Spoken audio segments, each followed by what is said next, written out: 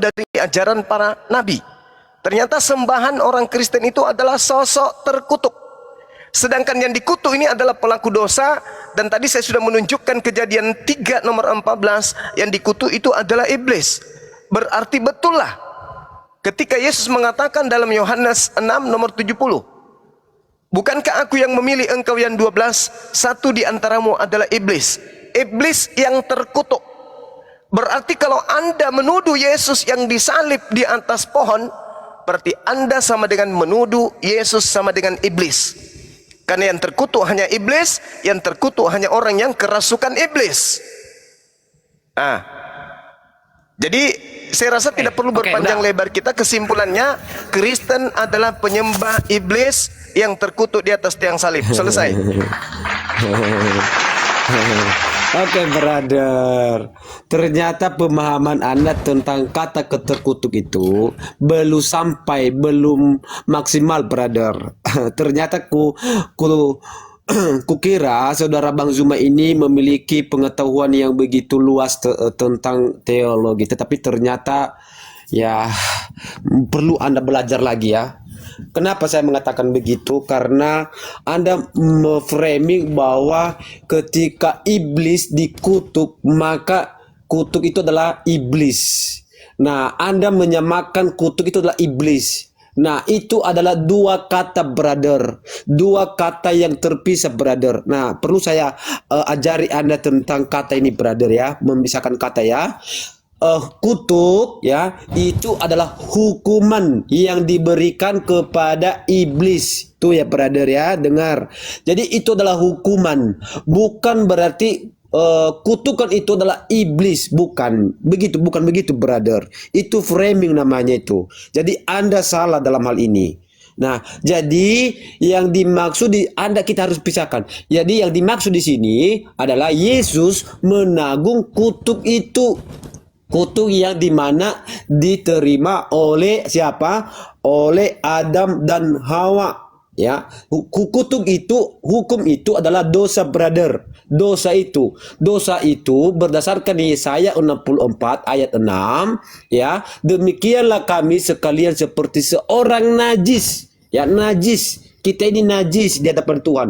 Dan segala kesalehan kami seperti kain kotor. Nah itu, brother, kain kotor. Kami sekalian menjadi layu seperti daun. Dan kami lenyap oleh kejahatan. Kami seperti daun dilenyapkan oleh angin. Artinya apa, brother? Kami ini seperti kain kotor di hadapan Tuhan. Walaupun kami berbuat baik, tetapi tidak ada satupun kesalehan di mata Tuhan. Artinya apa, brother? Tuhan tidak bisa disogok oleh kebaikan. Tuhan tidak bisa disogok oleh apapun. Hanya karena Tuhan independen. Jadi artinya, brother, keselamatan itu datang dari Tuhan.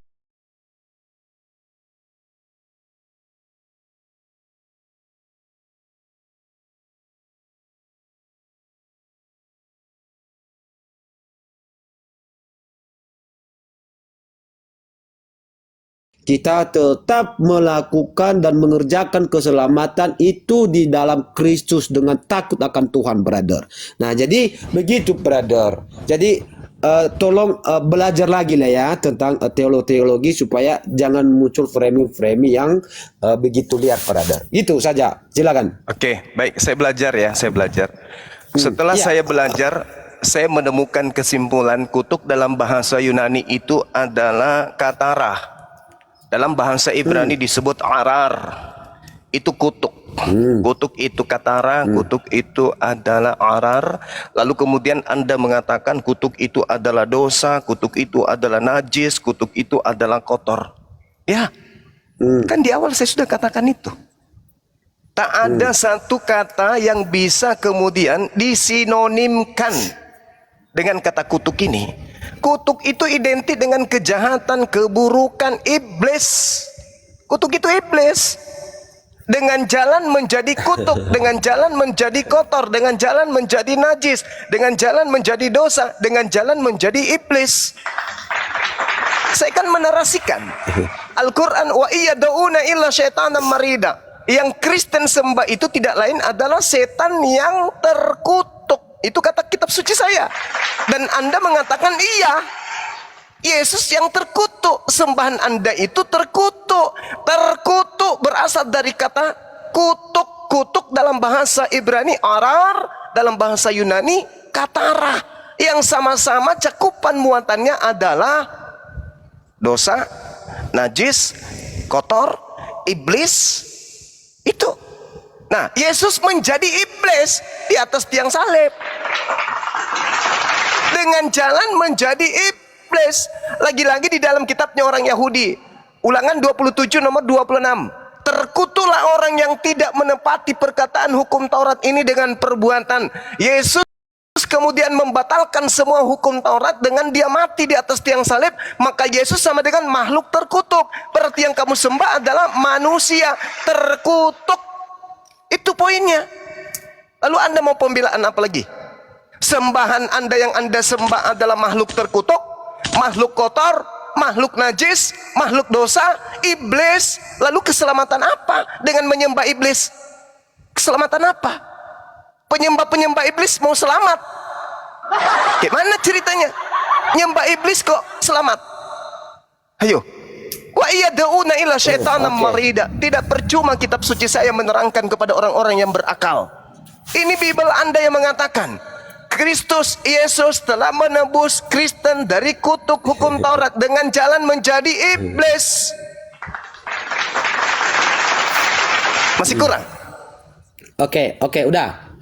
Oke, tolong gini. Tolong Anda terangkan ke teman-teman saya, anak-anak saya yang ada di sini. Kutuk itu punya nilai positif. Ingat, kutuk itu identik dengan iblis. Sekarang Anda terangkan ke kami. Tolong bodoh-bodohi kami biar kami bodoh juga.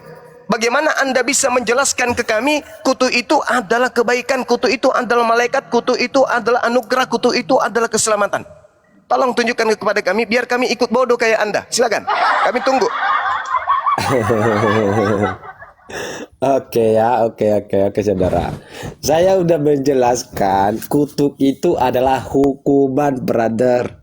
Saya tidak mengatakan bahwa hukuman itu adalah baik atau dikatakan perbuatan baik, tidak. Namanya hukuman, ya, dosa itu adalah kotor. Saya udah kasih ayatnya Yesaya 64 ayat 6 di sana. Seperti kain kotor, najis. Itu di sana dia menjelaskan. Siapa yang bilang hukuman terkutukan itu adalah suci dan baik dan segala macam. Saya tidak mengatakan begitu. Cuman itu adalah framing Anda. Nah, jadi di sini Anda tetap saja bersikeras mempertahankan argumen Anda aja itu yang tidak memahami kata kutuk dan iblis, ya. Jadi Anda harus belajar bahasa Indonesia, brother, ya. Iblis itu adalah nama oknum, brother. Ya, itu adalah nama oknum. Contoh Bang Zuma. Zuma itu adalah nama.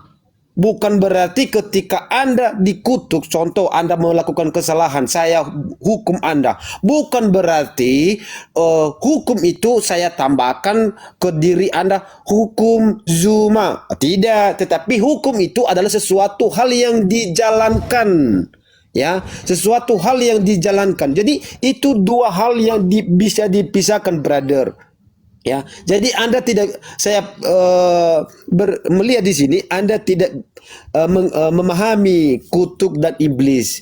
Iblis itu adalah oknum, sedangkan hukum itu, kutuk itu adalah hukuman yang harus dijalankan oleh oknum tertentu.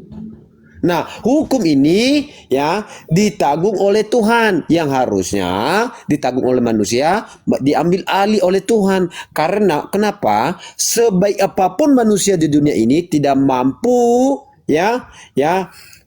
suci di hadapan Tuhan. Kenapa? Karena Tuhan tidak bisa disogok, tidak bisa dipengaruhi oleh siapapun. Karena Tuhan independen. Tuh. Jadi dalam memahami kutuk itu, saya sarankan kepada Anda pahami lagi, belajar lagi ya, brother ya, memahami dua kata itu, ya. Jangan dibarengin Oh, kutuk itu adalah iblis. Yesus iblis. Itu cara belajarnya. Anda belajar di mana itu? Nah, itu belajar lagi ya, Bang Zuma ya. Gini, Abang Zuma Yesus Anda belajar. akui terkutuk. Anda akui Yesus itu makhluk terkutuk. Berdasarkan Galatia 3 ayat 13 ya betul. Nah, berarti Yesus adalah kutuk kan? Yesus menanggung kutuk itu. Iya. Gimana sih, Li? Dengan jalan menjadi kutuk. kutuk udah selesai. Berarti yang Anda sembah apa adalah masalahnya? Berarti yang Anda Apa sembah masalahnya? adalah makhluk terkutuk, betul? Nah, makanya brother belajar lagi. Galatia Salah 3 nggak di Al-Quran situ. mengatakan bahwa yang kamu sembah itu adalah iblis yang terkutuk? Salah nggak? Oke, gini brother. Saya baca lagi ya. Galatia 3. Gini brother. Galatia 3 ayat 13. Pahami kata-katanya brother. Ya. Oke ya. Kristus kali lagi. telah menebus, ya kayak Kristus telah menebus kita dari kutuk. Kutuk itu adalah dari manusia, itu ya. Iya, Yesus Ayat 13. mengambil alih kutuk dengan jalan menjadi Yesus mengambil kutuk dengan mengambil jalan dengan kutuk. Iya kan? berarti yang Anda sembah adalah makhluk terkutuk. Loh kan dia kan yang menanggung dosaku. Iya, saya tahu. Gimana sih? Berarti Yesus itu adalah makhluk terkutuk.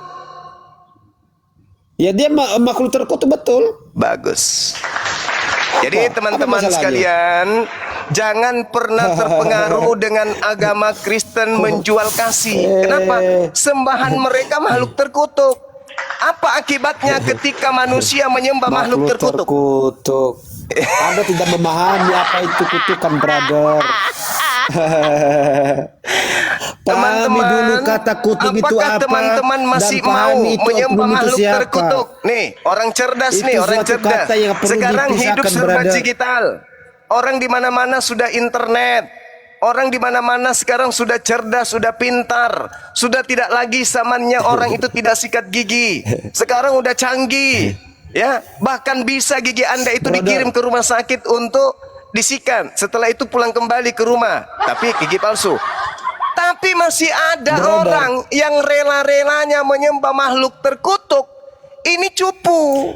Brother, harusnya kalau orang ya semakin canggih, Semakin pintar. semakin tahu, berarti dia semakin pintar. Tetapi saya aneh kepada Zuma ini, ya, kok semakin ada alat yang mendukung manusia untuk semakin maju, tetapi akal Anda semakin mundur, bukan Kalau semakin menyembah maju, makhluk brother. terkutuk itu maju atau mundur? Anda harus memisahkan kutuk dan Yesus, itu brother. Saya sarankan kepada Anda. Yesus digantung dengan jalan menjadi apa? Ya mengambil jalan dengan kutuk. Ya, menjadi kutuk Iya. kan? Yesus menjadi kutuk Iya. kan? Iya. Berarti Dia Yesus itu Oke, kutuk saya tanya kan? samamu. Oke, saya tanya sama Anda. Yesus Oke, bentar. Yesus dikutuk itu karena apa coba? Jawab. Tidak ada yang kutuk Jawab. Yesus, yang kutuk Yesus itu kalian. Keret lu. Di mana? Siapa yang mengutuk Yesus? Kutanya dulu. Siapa yang Oke. mengutuk Yesus? Siapa yang mengutuk Yesus? Oke. Di siapa dalam yang mengutuk Galatia 13, Kristus telah menebus kita dari kutuk. Siapa yang Kutuk mengutuknya? itu berasal dari Siapa yang mengutuk Yesus? Siapa yang mengutuk Yesus? Bentar. Enggak, kutanya dulu siapa yang mengutuk telah Yesus? Iya, saya jelaskan nanti ada poinnya di sini. Enggak. Saya enggak mau digiring oleh manusia-manusia palsu. Saya tanya, Kristus siapa telah yang menebus mengutuk kita dari Yesus? kutuk. Siapa yang mengutuk Yesus? Kutuk itu berasal Lucu saudara saya. Kutuk Siapa itu yang dari manusia karena dia dihukum. Oke. Yesus itu kutuk. Tuduhanmu Yesus menjadi kutuk karena manusia. Kenapa bisa? Betul. Yes. Ya, kenapa betul bisa? itu. Kenapa bisa Oke. Yesus anak Maria itu kok tiba-tiba dia menjadi kutuk karena dosamu? Kenapa bisa? Oke. Oke, karena di dalam Yohanes 3:16 karena begitu besar kasih Allah akan dunia ini sehingga Ia mengaruniakan anaknya yang tunggal sehingga setiap orang yang Anaknya percaya loh. kepadanya tidak Anaknya itu binasa anugerah loh. melainkan beroleh yang hidup. Menurut Yohanes Hah? 3 nomor 16, anaknya itu anugerah atau kutuk? Anugerah artinya bahwa Anugerah. kutuk itu Ini diambil yang dari saya manusia. yang Hukum saya itu tanya, diambil dari manusia dan ditanggung oleh Yesus. siapa yang membuat Yesus menjadi kutuk? Itu Kamu menunjukkan adalah Yohanes dosa 3:16, manusia. Tuhan membuat Yesus sebagai anugerah, anak yang dikasihi. Sekarang Anda membuat Yesus anak yang dikutuk. Pertanyaan saya, siapa yang membuat Yesus menjadi anak yang dikutuk? Yesus terkutuk karena dosa-dosa manusia. Dan seharusnya itu manusia yang itu mengatakan mati itu siapa? karena maut. Yesus mengambil alih supaya yang saya tanya, Apa? itu yang membuat Yesus menjadi kutu itu siapa?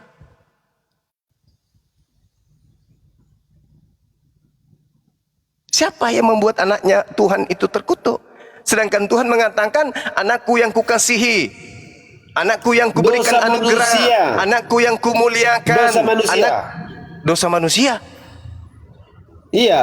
Maksudnya, Yang membuat Yesus terkutuk. maksudnya dosa-dosa Anda. Yes. Dosa Anda misalnya nih mencuri ayam, memperkosa orang, itu yang tanggung Yesus. Yes. Berarti Yesus bakal ke neraka dong ya? Oke. Begini brother, ya. Berarti Yesus Ku kasih akan tahu sama menanggung kamu. dosa Anda kemana? Tunggu. Dosa yang Anda tanggungkan ke Yesus, Yesus akan menanggungnya kemana? Kemana? Brother, coba baca Galatia 1 Petrus, oke ya? Dengar baik. Enggak, yang 1 saya tanya, Petrus. harusnya Anda masuk ke neraka, betul? Betar, iya betar. Harusnya terjawab di Anda sini, yang 1 masuk ke Petrus neraka, 19. betul? Tunggu. Harusnya karena dosa-dosa Anda lah yang ke neraka, betul? Dengar dulu. Tunggu saudaraku, sungguh.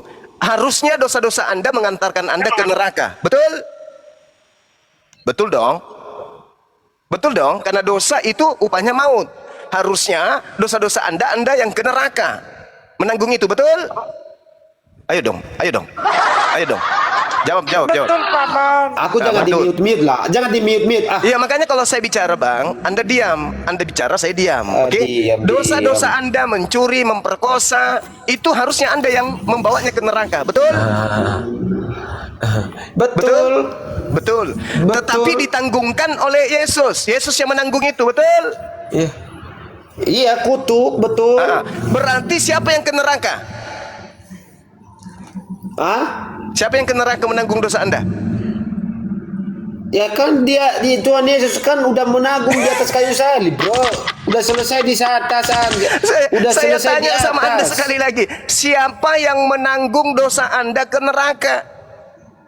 Oke, 1 Petrus 3 ayat 19 ya. Di dalam roh itu juga ia pergi memberitakan Injil kepada roh yang di dalam penjara, bro. Siapa yang menanggung dosa Anda di neraka? Kutanya dulu dong. Ya Tuhan Yesus. Berarti Yesus ke neraka, betul? Tuhan Yesus tidak perlu ke neraka. Dia udah selesai. Dosa-dosa Anda dibawa. Udah selesai. Dosa-dosa Anda, dosa-dosa Anda menumpuk di pundaknya itu harus dibawa kemana? Baca, Zuma, baca baik-baik kitab suci.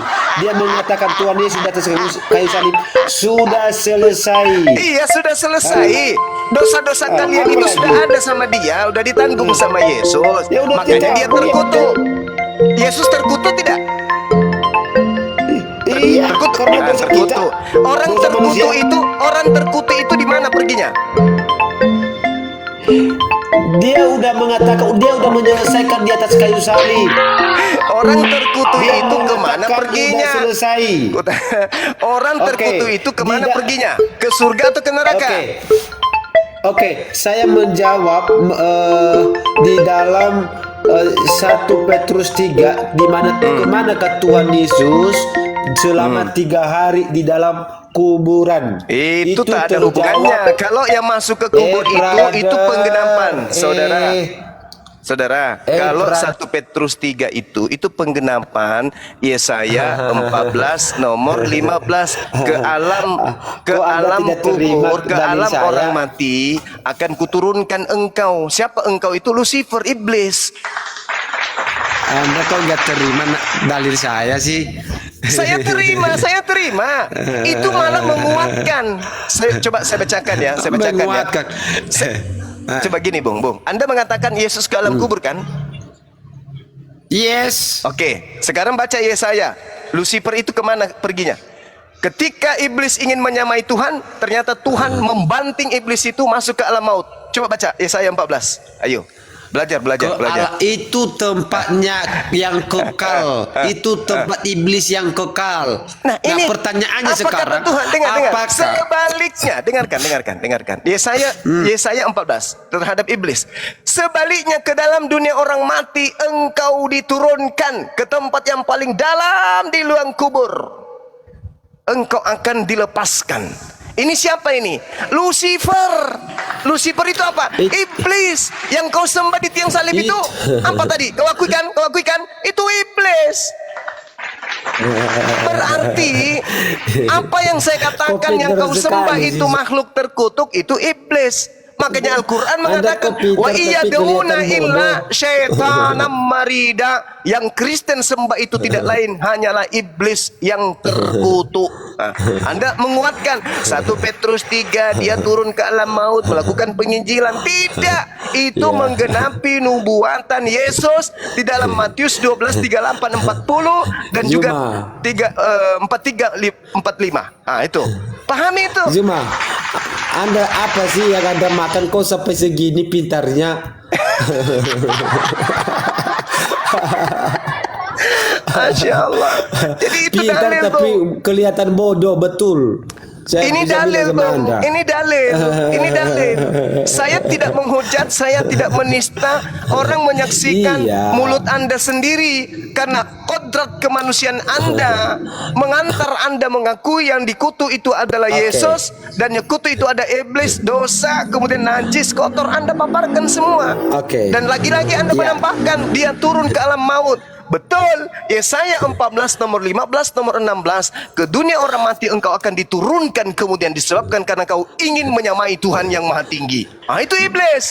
Yesus mengatakan begini, sabar dulu. Yesus mengatakan dalam Matius 12, angkatan jahat ini minta satu tanda dan tidak akan diberikan satu tanda apapun kecuali tanda bangkit pada hari ketiga.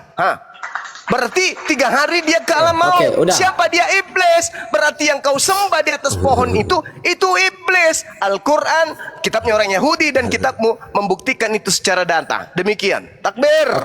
Oke. Allahu Akbar. Oke, brother. Terima kasih. Saya mendengar narasi Anda dan saya mengamati saudara Zuma ini nggak tahu gurunya siapa ini, nggak tahu Anda belajarnya sama siapa. Guru Anda saya ini Yesus. tidak bisa. Oke. Anda tidak bisa membedakan mana yang A, mana yang B. Beginilah faktor ketika orang buta menuntun orang buta, akhirnya masuklah ke dalam jurang, brother, dan akhirnya tidak bisa kembali ke atas. Nah, makanya sebelum masuk ke jurang, bacalah baik-baik secara keseluruhan. Siapakah iblis yang dibuang di dalam Yesaya itu adalah iblis betulan. Itulah adalah tempatnya neraka yang kekal. Nah, sedangkan Yesus di dalam 1 Petrus 3 ayat 18 dan 19 dia masuk ke alam kubur untuk apa? Untuk apa? Memberitakan Injil kepada orang-orang yang dipenjara, orang-orang kudus yang sebelumnya. Oh, nah, jadi makanya kalau harus begitu, pisahkan mana Bung, yang A dan mana yang B. Gitu, Bung, bro. Bung, kalau begitu, Ya. orang yang melakukan dosa seumur hidupnya di dunia, lalu kemudian dia masuk ke kubur, lalu bertobat di sana setelah dilakukan penginjilan, itu bisa masuk surga? Bro, di dalam alam kubur lagi tidak ada pertobatan, brother. Lalu untuk apa dia penginjilan, Di sana Tuyul? sudah selesai. Itu berlaku bagi Untuk apa dia? orang-orang Untuk apa dia penginjilan di dalam? kudus. Untuk apa dia sebelum penginjilan di kedatangan kubur? Tuhan Yesus. Itu cuma akal-akalan Itu gereja membebas- saja. Yang masuk ke kubur itu iblis. Yesaya 14, Lucifer sang bintang timur turun ke alam orang mati. Itu yang dikatakan itu. Makanya orang yang masuk ke dalam perut bumi, kata Yesus di Matius 12, itu adalah iblis sebagai tanda untuk angkatan jahat. Dan itu Anda imani. Makanya di awal saya sudah mengatakan kepada saudara, siapakah yang mati terkutuk di atas pohon? Anda mengatakan Yesus. Sementara yang terkutuk itu iblis, tapi Anda ngotot itu Yesus. Ayo. Saya ulang lagi, saya ulang lagi. Udah. Kita sudah selesai di situ. Saya ulang lagi. Yang terkutuk di atas tiang salib itu Yesus atau iblis? Jawab. Bentar dulu. Saya mau tanya. Anda bisa membedakan huruf A dan huruf B enggak? Anda bisa membedakan enggak? Yang terkutuk di atas pohon Yesus atau iblis? Jawab. Huruf A sama huruf B itu sama apa enggak? Saya ulang pertanyaannya, teman-teman ya. Kita ulang ya, teman-teman. Diulang nggak? Diulang nggak? Diulang nggak? Ulang. Sekali atau 2 kali? Enggak apa-apa, 100 kali juga juga. Capek saya. Manusia plastik, soalnya manusia plastik. Lobet, baterainya lobet dia. Yang dikutuk, yang digantung di atas tiang salib ini Yesus atau iblis? Jawab. Anda harus bisa membedakan huruf A mana huruf B, bos. Kalau Anda buta huruf Udah tidak selesai. bisa membedakan. Udah selesai. Silakan teman-teman. Kalau ada pasien yang lebih kuat penyakitnya silakan dengar. Zuma harus Kamu tamat ada ya, Bro. belajar Kamu tamat lagi ya. Kamu sudah akui bahwa membedakan sembahanmu adalah makhluk terkutuk. Kamu udah tamat. Selesai ya. Terima kasih banyak. Anda jujur untuk itu. Silakan Anda renungkan setiap untayan kata yang Anda ucapkan, dan kemudian Anda renungkan sebagai seorang Kristen, siapa yang kamu sembah? Mulutmu sendiri yang mengatakan yang kamu sembah adalah makhluk terkutuk di atas pohon. Silakan kalau Anda ingin mengatakan penyembah-penyembah makhluk terkutuk itu masuk ke surga, silakan. La ikraha. Tidak ada paksaan. Tidak ada paksaan. Silakan dengan iman Anda menyembah makhluk terkutuk bisa menyelamatkan, silakan. Tak ada larangan untuk itu. Wa qulil haqqu mir rabbikum. Kebenaran sudah disampaikan. Barang siapa yang mau masuk surga silakan, mau masuk neraka juga silakan. Itu kata Allah. Silakan. Karena hanya orang yang berakal yang bisa sampai kepada kebenaran.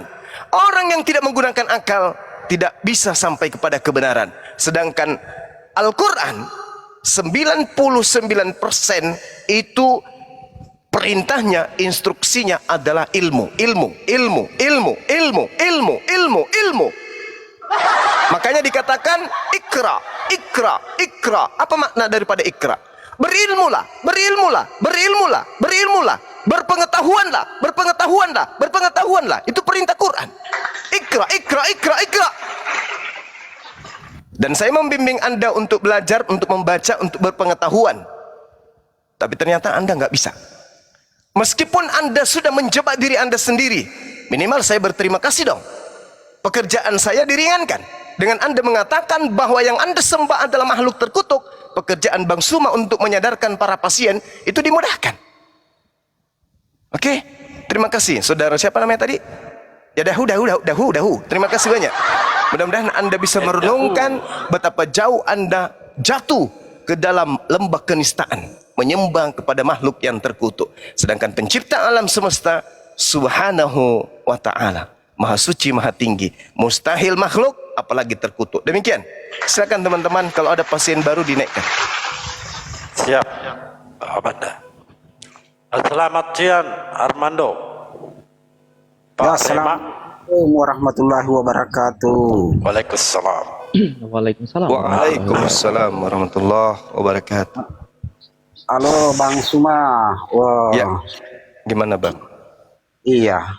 Sudah lebih 1 tahun saya ikuti perdebatan abangku ini. Wah. Semangat Bang, semangat. Alhamdulillah, Masya Allah. Saya dari Sengkang ini. Oh, Masya Allah. Iya. Kain Sutra. Kita, iya. Batas kabupaten. Boleh singkat je ya. Orang Iya. Sengkang. Sengkang, Sengkanji. Sengkanji, Balai Cambang. Balai Cambang.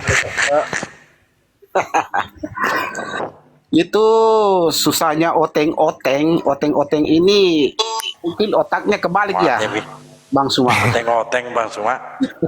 Oteng-oteng ini. Begitulah orang Sengkang, kelebihan.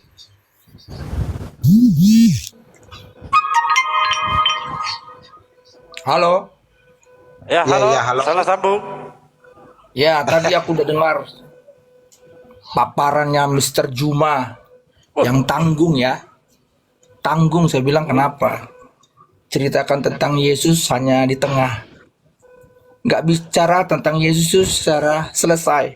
Jadi kalau bicara Yesus Bro Juma, kamu harus ceritakan secara progresif. Artinya menyeluruh, jangan setengah-setengah. Kalau setengah memang menyesatkan cerita Yesus. Tapi kalau sampai akhir pasti menyelamatkan. Nah, Oke. kalau cuma bilang tadi dia sebagai terkutuk, betul. Gak ada yang menyangkal itu karena Alkitab Oke, mencatat. baik. Dia turun ke neraka, betul. Dia 3 hari di alam maut. Tapi ingat yang dikatakan Oke. Bro tadi yang 1 Petrus. Dia bukan memberitakan Injil di alam maut, tapi memberitahukan. Kepada siapa? Orang-orang yang dahulu mati bahwa keselamatan itu sudah ada. Nih orangnya kira-kira gitu.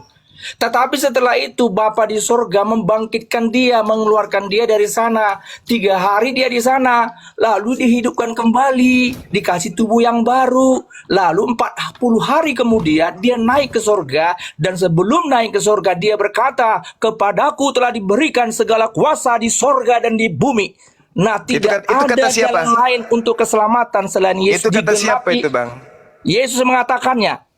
Di mana Matius Yesus 28. mengatakan itu? Di mana Matius Yesus 28 mengatakan? ayat 18. Itu diucapkan setelah dia naik ke langit atau setelah dia Sebelum naik, pas Sebelum di naik. awan-awan, dia berkata sebelum terhilang naik ke sorga, dia berkata, kepadaku telah diberikan segala Oke. kuasa di sorga dan di Oke. bumi. Ingat bro, Oke, baik. Boleh Anda tunjukkan kuasa Yesus di bumi hari ini?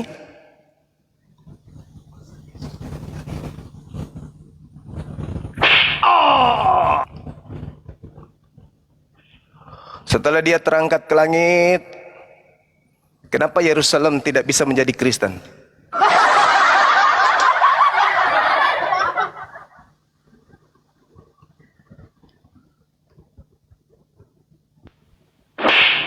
Kok pincang Paman?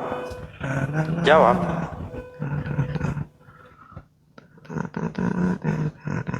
Satu lagi ketidaktahuan Anda di dalam belajar tentang Bible.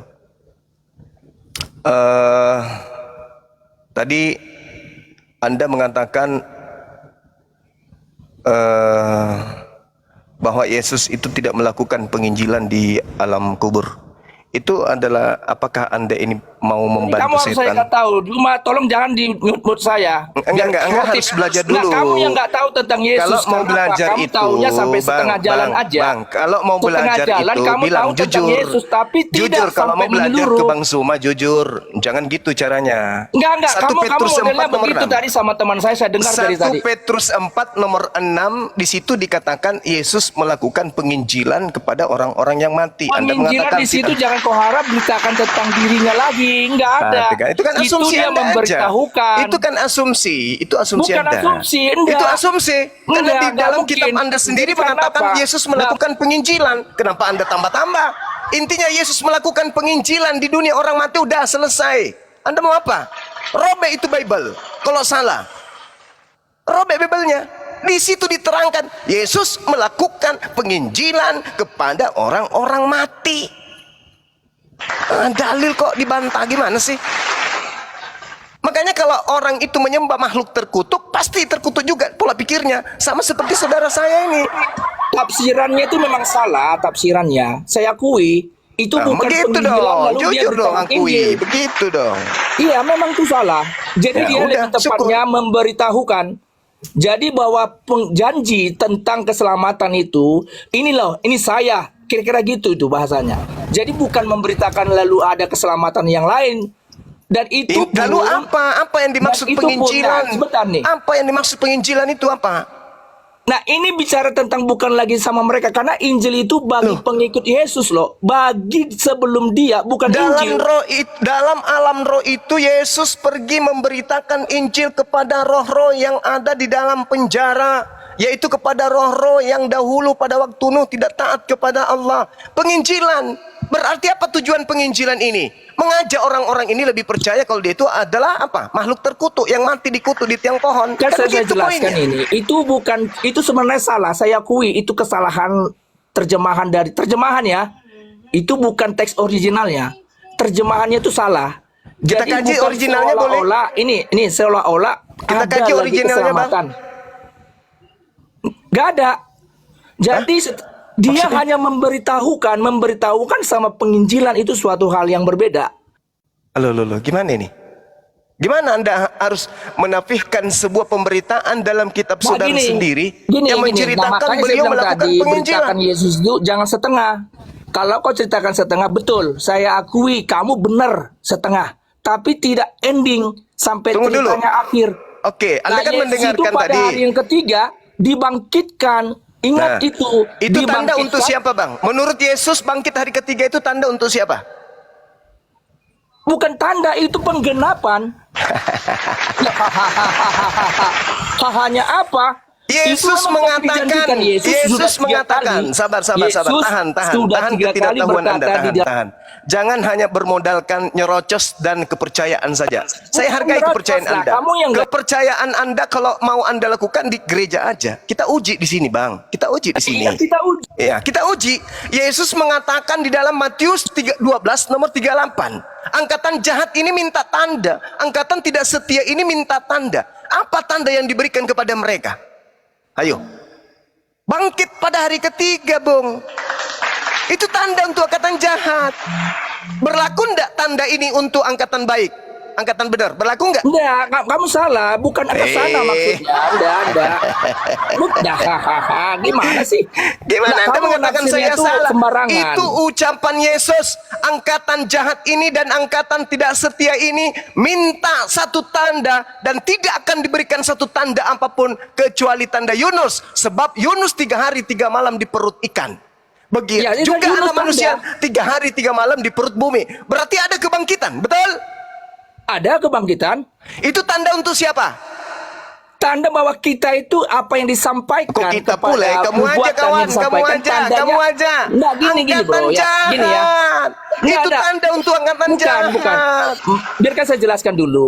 Yunus itu tanda. Kisah Yunus itu tanda tentang penggenapan akan Yesus. Bukan kebangkitan Yesus, itu tanda. Kamu harus pahami benar tuh loh. Kisah Yunusnya itu yang Gimana tanda. ceritanya, Bung? Loh, gimana? Coba Anda Memang itu baca data ceritanya. selanjutnya, Bung. Baca Itu memang data ceritanya. selanjutnya. Bung, Lihat, data baca selanjutnya. seterusnya. Baca terus ke bawah sampai nomor 45. Coba Anda baca. Makanya belajar itu penting. Jangan cuma doktrin dogma. Loh, Supaya kita bisa baca, itu pintar. suruh bolak-balik kita baca loh. Ya silakan Anda Jadi, baca. Itu yang- angkatan siapa tuh? Untuk Yunus itu- sampai Matius 12 nomor 45 itu untuk siapa? Gini Bahkan ya, Yesus mengatakan apa? biar Demikian kamu juga akan paham gini, berlaku gini. atas angkatan jahat ini. Hah? Iya memang tanda, tapi yang kisah Yunus itu loh yang tanda, bukan kebangkitan Yesus Sekarang itu. begini, Bung. Bagaimana mungkin ada tanda 3 hari 3 malam di perut bumi? Tidak ada kebangkitan. Iya. Berarti dia mati terus dong. Waduh, kau nih nggak tahu dia baru makan apa tadi kau nih. Loh. Sekarang kalau Kisah- 3 hari 3 malam, dengar. 3 hari 3 malam di perut bumi. Setelahnya bangkit atau tidak? Ya bangkit lah. Bangkit. Itu angkatan untuk, itu tanda untuk siapa?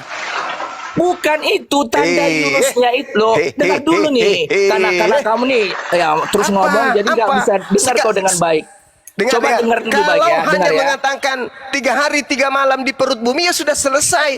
Untuk Enggak, apa? bukan itu. Untuk Kamu apa yang salah dikatakan itu? memahami. Maksudnya angkatan Yunus jahat itu di ini, dalam perut angkatan ikan jahat besar. ini diberikan tanda untuk supaya mereka itu beriman percaya kepada kebangkitan. Itu untuk siapa? Untuk angkatan jahat. Berarti yang percaya kepada kebangkitan adalah angkatan jahat. Itu poinnya. Murid-murid Yesus percaya nggak kebangkitan? Mereka pada sebelum itu dilihat nggak percaya memang ketika Nah, itu Yesus dia. belum bangkit. Nah faktanya begitu. Sekarang angkatan jahat percaya nggak kebangkitan?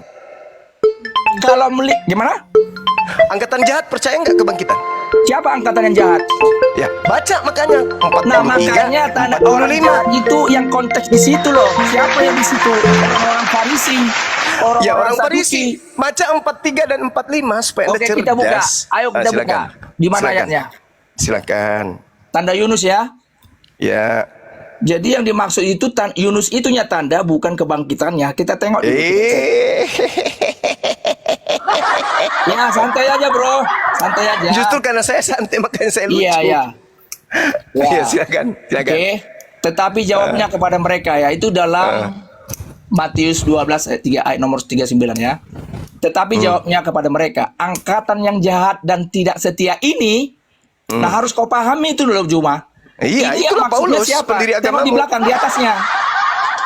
Baca dulu juga di atas, siapa itu? Iya. Sudah? Iya, saya kan sudah bilang tadi. Oke. Baca dari 38. Kenapa Anda loncat? Jangan 38. Nanti kamu pikir tak siapa yang ini itu siapa? Di ayat sebelumnya harus kamu tahu juga. Ya apa yang Ya dimaksudnya? silakan Anda robek Oke. mulut Anda baca 1 Matius 12 itu. Silakan. Oke, Ku dengarkan dengan kita potong setia, ya, silakan. 39. Kenapa Anda loncati 38 Tetapi- Bang? Oh, kita baca dari awal. Oke, nggak apa-apa. Oh, iya, Anda sendiri yang bilang kok. Sekarang Oke. Anda justru mau tidak lakukan. Silakan. Ya.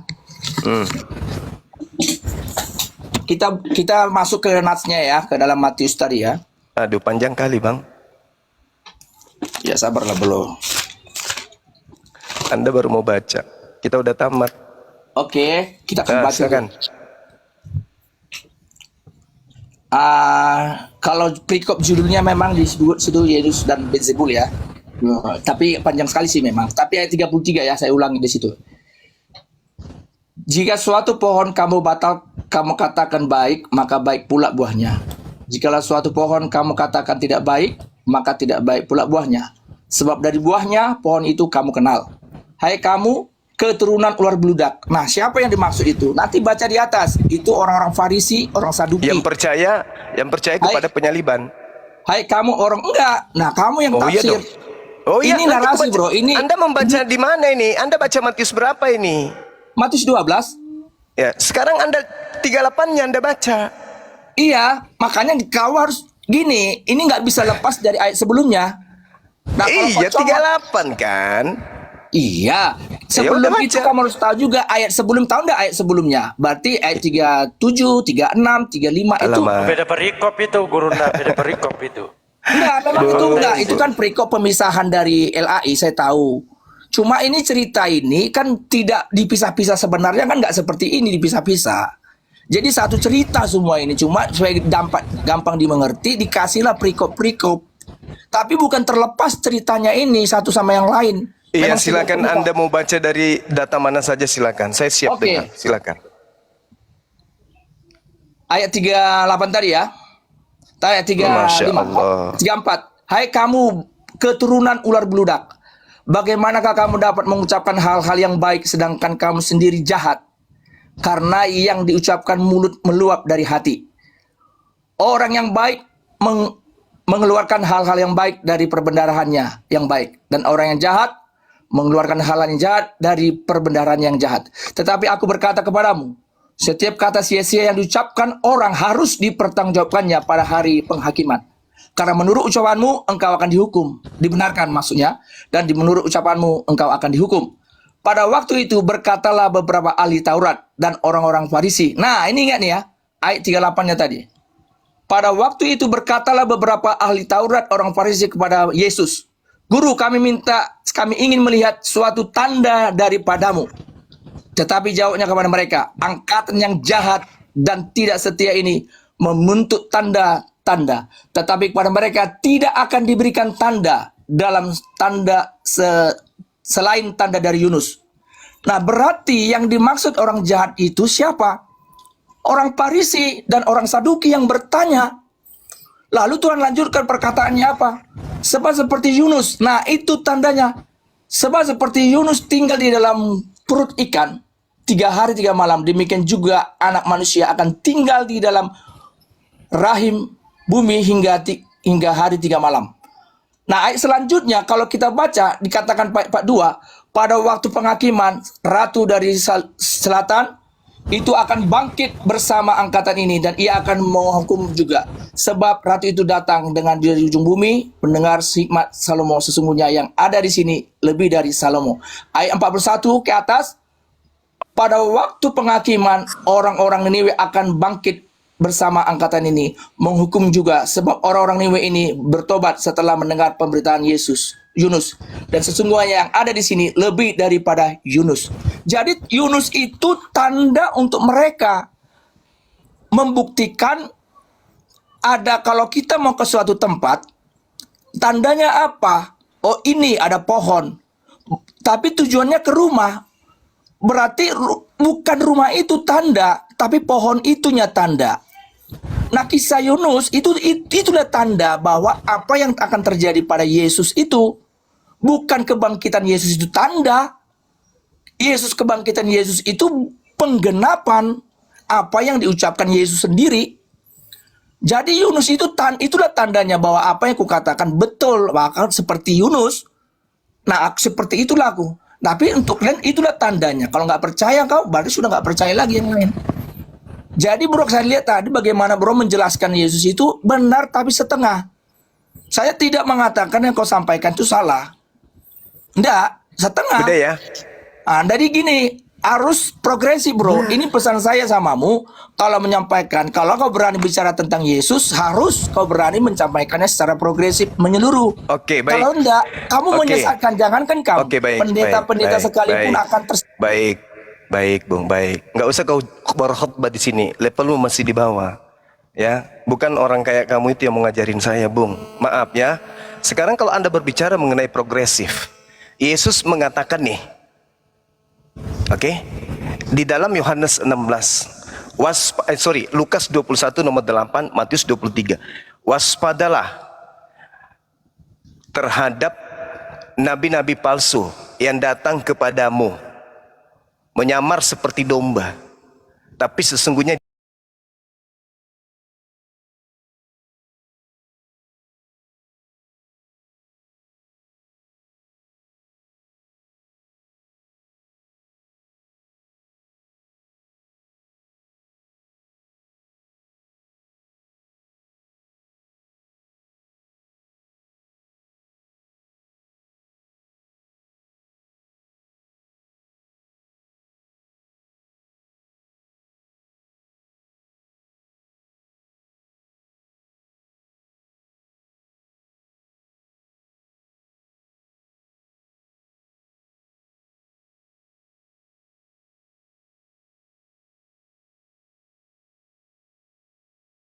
jawab.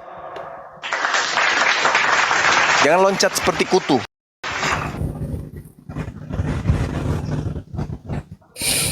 Jawab itu bro. Mana? Jawabannya mana? Mana jawabannya? Yang datang kepada murid Yesus setelah Yesus terangkat ke langit itu siapa? Ngaku-ngaku aku ketemu dengan gurumu di padang gurun. Itu siapa itu? Anda ingin mengkaji secara progresif kan? Oke, silakan. Oke, kita ikuti. Maumu kita ikuti. Oke. Nah, kalau kau berangkat dari Silakan. situ, siapa nabi palsu? Nabi yang palsu itu tidak mengajarkan Yesus sebagai juru selamat. Tidak melakukan perintah Yesus. Ini kamu kenapa loncat? Bukan Yang kok datang loncat. kepada murid Yesus itu siapa? Itu dulu. Yang datang Secara siapa yang datang progresif kepada? katanya. Jangan kau ajarkan Yesus secara tidak progresif. Sekarang secara progresif Yesus mengatakan waspadalah, akan datang kepadamu nabi palsu, ngaku domba tapi dia serigala. Siapa? Datang itu jangan kau Diam dulu. Anda ku ajarin. nggak bisa saya diam. Gimana? Anda diam. Tak ajarin dulu. Kamu yang Nabi. Anda mengajak kita berbicara secara kontemporer. Oke? Sekarang Yesus berkata, waspadalah, akan datang kepadamu. Mu di sini siapa? Jawab.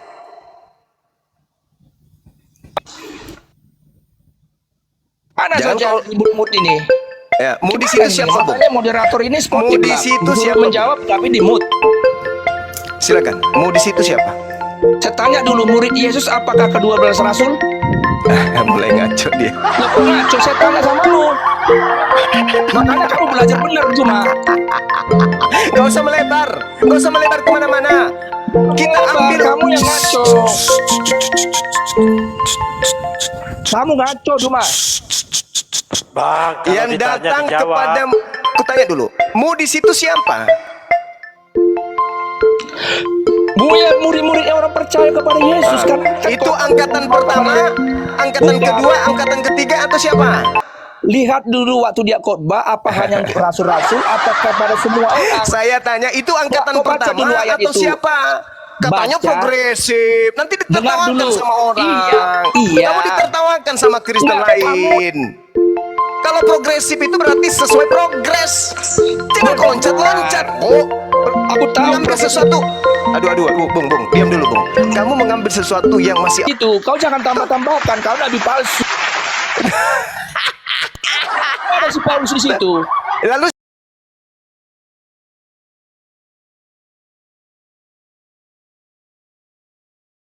yang gurun bertemu dengan Yesus. Siapa itu? Makanya aku bilang kamu sebenarnya lebih pas dibilang nabi yang palsunya karena nggak Oh, ada bicara Paulus berarti di situ. kamu ingin mengatakan Bang Suma Nggak ada. hidup di abad pertama gitu? Matius 12 itu belum ada. Malah ketawa dia.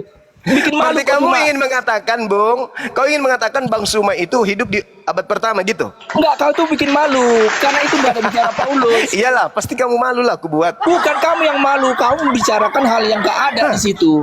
Loh, lalu yang menipu. mengajarkan kebangkitan ini siapa? Bukan, nggak usah lari kau tuh di ayat yang kau bilang tadi mana ada Paulus bicara Paulus di situ. Coba kamu baca Matius 12 43 sampai 45. Berani nggak? Udah saya baca ini, udah kau bilang tadi, kau ucapkan tadi Udah baca, nggak ada baca, Paulus baca, di situ. baca. Saya Baca, ya, baca. biar kau Oke, dengar baca. baik-baik ya. Pasang telingamu. Yes. Lalu ia keluar, ia itu siapa? Setan. Kenapa larinya ke 45? 43, mulai 43. 43, oke. Apabila roh jahat keluar dari manusia ya? Ya, Yesus, Paulus itu apa? Kucing. Bukan, kamu nggak ada bicara Paulus, jangan kau tambah-tambahi. Manusia itu menyeluruh semua. Enggak Termasuk dong, kau kan enggak manusia. dong. Wah, ini kau penyesat ini. Bukan kau yang penyesat. Kau Kamu bilang penyesat Paulus. itu, Jangan kau semua tafsir manusia. Paulus. Nggak ada Yesus tertulis Paulus. mengatakan angkatan jahat ini. Berarti yang seangkatan Yesus. Kamu ini nambah-nambahin. Gimana ini kaum progresif ini tapi tidak progresif. Gimana dong? Memalukan. Aduh, saudara saya ini gimana dong? Bukan, di sini nggak ada dibilang Paulus. Progresif, Manusia. Kristen progresif tapi tidak progresif. Kayak mana? Aduh, belajar dulu. Bukan, kamu yang belajar baik cuma aku ngajarin. Kamu jangan tambah-tambahin yang nggak ada. Kamu ketawa seperti Ya sudah, kau baca. Tenangkan Baca pikiranmu ya, tenangkan ya, baca. Dengarkan semua, sportif ya. Oke, sportif ya. Oke, Bang. Silakan. Apabila roh jahat keluar dari manusia, ingat ya, manusia Iya, siapa? Paulus Kita itu semua. manusia. Siapa bilang manusia itu kadal? Iya, kau juga manusia. Iya, betul, tapi saya tidak seangkatan Yesus. Enggak bicara. Paulus juga enggak seangkatan itu belakangan. Loh, siapa bilang Yesus dengan Paulus tidak seangkatan? Di mana? Loh, Paulus itu hidup tahun berapa? Tahun berapa? Mana seangkatan di mana? Jangan kau bilang tahun berapa. Kamu nggak tahu dia hidup tahun berapa. Emang tahun berapa dia hidup? Allahu Akbar. Udah. Jangan kamu yang permalukan diri terlalu mengarang-arang jauh, juga. saudaraku. Jadi Silakan kalau Anda kau baca, bilang silakan Anda palsu, baca. memang benar. Ya. Silakan. Jadi ini manusia katanya berarti semua Iya, manusia. Paulus memang manusia. Siapa bilang dia padale? Iya, Bacalah. semua kita manusia. Makanya Oh, bicara jangan kita. bukan kepada Itu kau nipu. Bukan. Berarti. Dalil ini kamu membahas jogal tentang kali, Bang. orang yang sesaman Yesus. Jangan kita dong. Jangan kita. Bagus gitu. Baca. Baca, Bang.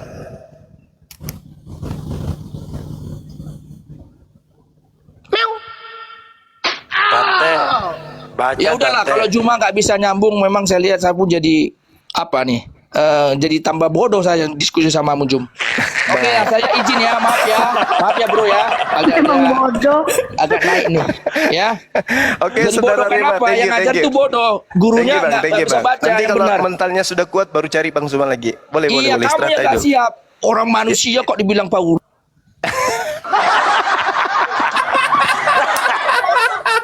Allahu Akbar. Dia bilang Paulus bukan manusia. Kau pikir Paulus itu alien?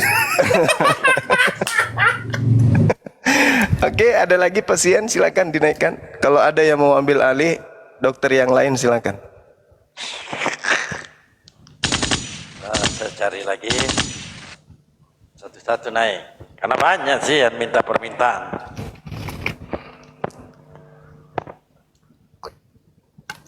Pasien selanjutnya. Mumpung gratis nih. Ambu, selamat siang Ambu.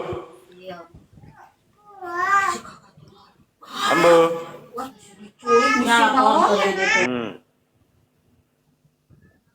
Progresif, katanya progresif. Ah, ini dia.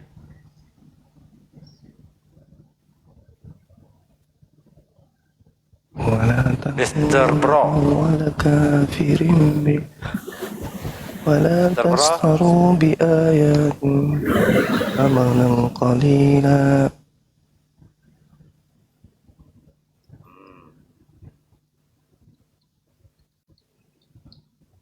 Apalagi nih.